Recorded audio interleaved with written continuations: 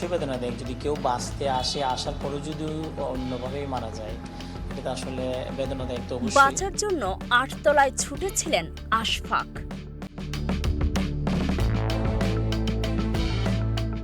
College ছাত্রকে লিফটের ফাঁকা জায়গা দিয়ে ফেলে পৈশাচিক হত্যা, কিশোর গ্যাং নাকি পেশাদার খুনি?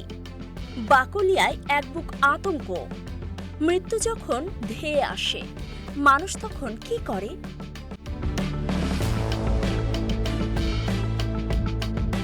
সে বাঁচার জন্য দৌড়ায়, অন্ধের মতো ছুটতে থাকে কোনো এক নিরাপদ আশ্রয়ের খোঁজে। কিন্তু যদি সেই আশ্রয়স্থলটি পরিণত হয় এক মৃত্যু ফাঁদে?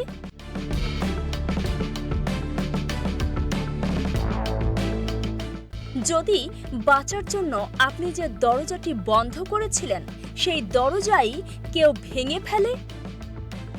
আজ আমরা আপনাদের শোনাবো চট্টগ্রামের বুকে ঘটে যাওয়া সাম্প্রতিক সময়ের সবচেয়ে লোমহর্ষক, পৈশাচিক এবং হিমশীতল এক হত্যাকাণ্ডের গল্প। যে গল্প কোনো সিনেমার স্ক্রিপ্ট নয়, আমাদের এই ঘুণে ধরা সমাজের এক নগ্ন প্রতিচ্ছবি।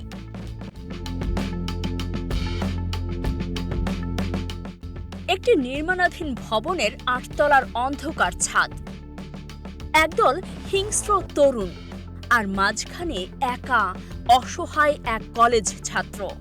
নিজেকে বাঁচানোর শেষ আকুতিটুকুও সেদিন পৌঁছায়নি কারো কানে। কি ঘটেছিল চট্টগ্রামের বাকলিয়ায়? কেন বিএফ শাহীন কলেজের একাদশ শ্রেণীর এক মেধাবী শিক্ষার্থীকে এমন নির্মমভাবে লিফটের ফাঁকা জায়গা দিয়ে ছুঁড়ে ফেলে দেওয়া হলো?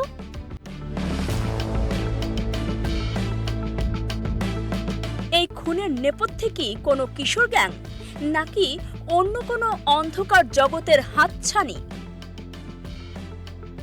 আসুন ঘটনার একদম গভীরে প্রবেশ করি। দিনটি ছিল গত ১২ই এপ্রিল। জায়গা চট্টগ্রাম নগরীর বাকুলিয়া এক্সপ্রেস রোডের মৌসুমী আবাসিক এলাকা। সবকিছু স্বাভাবিকই ছিল। বিএফ শাহীন কলেজের একাদশ শ্রেণীর শিক্ষার্থী আশফাক কবির বন্ধুদের সাথে দাঁড়িয়ে কথা বলছিলেন। আশফাকের গ্রামের বাড়ি কক্সবাজারের চকরিয়া উপজেলায়। লেখাপড়ার জন্যই তিনি এই শহরে এসেছিলেন। চোখে ছিল হাজারো স্বপ্ন, কিন্তু হঠাৎ করেই সেই স্বপ্নে হানা দেয় সাক্ষাৎ মৃত্যু। কিছু বুঝে ওঠার আগেই আশফাককে ঘিরে ফেলে একদল উচ্ছৃঙ্খল এবং হিংস্র তরুণ। আসামিদের নামের তালিকা শুনলে মনে হবে কোনো আন্ডারওয়ার্ল্ডের গ্যাং। আইমন, অনিক, রানা, মাইকেল, ইলিয়াস, এনায়েতুল্লাহ এবং মিশকাতুল কায়েস। তারা ধাওয়া করে আশফাককে। প্রাণ ভয়ে ছুটতে থাকেন এই তরুণ। চারপাশের ব্যস্ত রাস্তা, কিন্তু কেউ তাকে বাঁচাতে এগিয়ে আসেনি। বাঁচার শেষ সম্বল হিসেবে আশফাক দৌড়ে ঢুকে পড়েন পাশের একটি নির্মাণাধীন ভবনে। ভেতর থেকে আটকে দেন প্রধান গেট।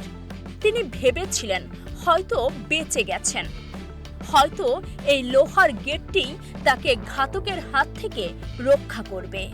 কিন্তু ঘাতকদের চোখে তখন রক্তের নেশা। তারা ভবনের বাইরে থেকে গেট ভাঙার চেষ্টা করতে থাকে। আতঙ্কিত আশফাক অন্ধকার সিঁড়ি বেয়ে ১ তলা ২ তলা করে সোজা উঠে যান ভবনের একেবারে ৮ তলায়। তিনি জানতেন না তিনি আসলে মাটি থেকে পালানোর চেষ্টা করলেও ধীরে ধীরে একটি ডেথ চেম্বারের দিকেই এগিয়ে যাচ্ছেন। নিচে তখন ঘটছে আরেক ঘটনা। হামলাকারীদের ক্রমাগত ভয়ভীতি এবং হুমকির মুখে ভবনের নিরাপত্তা কর্মী নিজের প্রাণ বাঁচাতে এক পর্যায়ে বাধ্য হয়ে গেট খুলে দেন। গেট খুলতেই যমদূতের মতো ভবনের ভেতর প্রবেশ করে ওই তরুণরা। তারা তন্ন তন্ন করে খুঁজতে থাকে আশফাককে।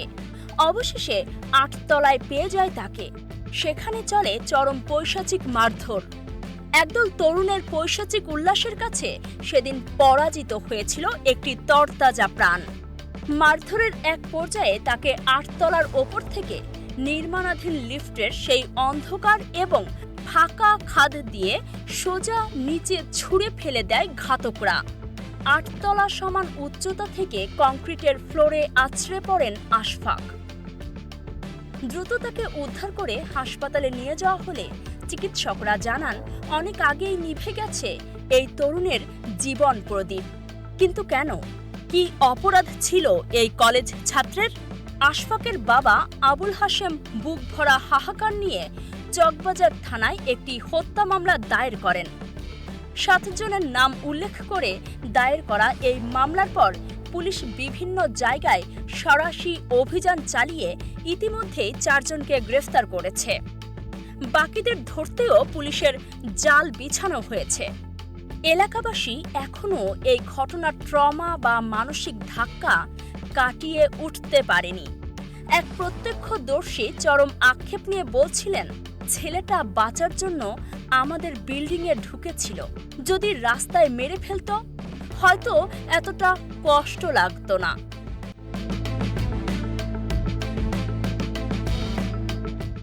কিন্তু কেউ বাঁচার জন্য আশ্রয় নেওয়ার পরও তাকে এভাবে মেরে ফেলা হবে, এটা মেনে নেওয়া যায় না।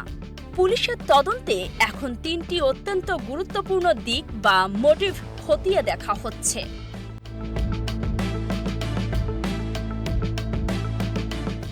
প্রথমত, এটি কি পূর্ব কোনো শত্রুতার জের? দ্বিতীয়ত, এখানে কি কিশোর গ্যাংয়ের কোনো আধিপত্য বিস্তারের ছায়া আছে?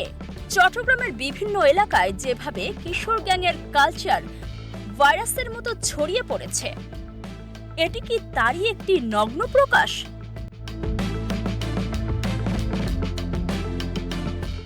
এবং তৃতীয়ত, এই ঘটনার সাথে কোনো মাদক বা ড্রাগ সিন্ডিকেটের সংশ্লিষ্টতা আছে কিনা? পুলিশের তদন্ত কর্মকর্তা স্পষ্ট জানিয়েছেন, আসলে মূল ঘটনা কি, তাকে মারার কারণ কি, আর কেনই বা তাকে টার্গেট করে বিল্ডিংয়ে ধাওয়া করা হলো। এই প্রতিটি বিষয় আমরা নিখুঁতভাবে যাচাই করছি। একটি মেধাবী মুখ, একটি পরিবারের স্বপ্ন, চোখের পলকে সবকিছু শেষ হয়ে গেল ওই 8 তলার লিফটের অন্ধকার খাদে।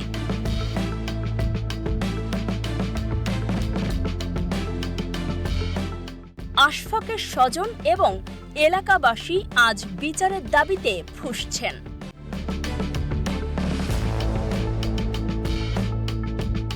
তারা এই নির্মম হত্যাকাণ্ডের দ্রুত এবং দৃষ্টান্তমূলক বিচার চান, যাতে আর কোনো বাবা মায়ের কোল এভাবে খালি না হয়।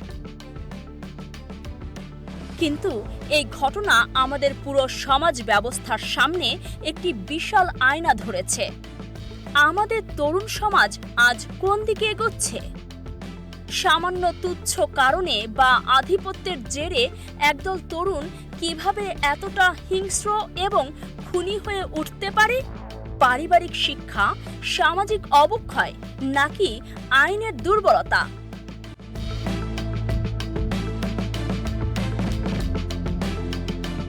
কাকে আমরা দায়ী করব? আজ আশফাক নেই, কিন্তু বাকুলিয়ার ওই নির্মাণাধীন ভবনটি হয়তো যুগের পর যুগ দাঁড়িয়ে থাকবে আমাদের সমাজের এই নীরব পচন আর অমানবিকতার এক নীরব সাক্ষী হয়ে। পুলিশ হয়তো ঘাতকদের ধরবে, আইনি প্রক্রিয়া চলবে, কিন্তু যে সমাজ ব্যবস্থায় একজন তরুণ বাঁচার জন্য আশ্রয় খুঁজেও ঘাতকদের হাত থেকে রক্ষা পায় না, সেই সমাজ কতটা নিরাপদ? এই প্রশ্ন আজ আপনার আমার সবার। দেশের আলোচিত সব ক্রাইম রিপোর্ট, অপরাধ জগতের অজানা তথ্য এবং খবরের পেছনের বস্তুনিষ্ঠ বিশ্লেষণ সবার আগে পেতে চোখ রাখুন আমাদের চ্যানেলে। এতক্ষণ দেখছিলেন ইকো অফ বাংলাদেশ। প্রতিদিনের এমন নিউজ আপডেট পেতে সাবস্ক্রাইব করুন আমাদের চ্যানেল, সেই সাথে অন করে রাখুন বেল আইকন।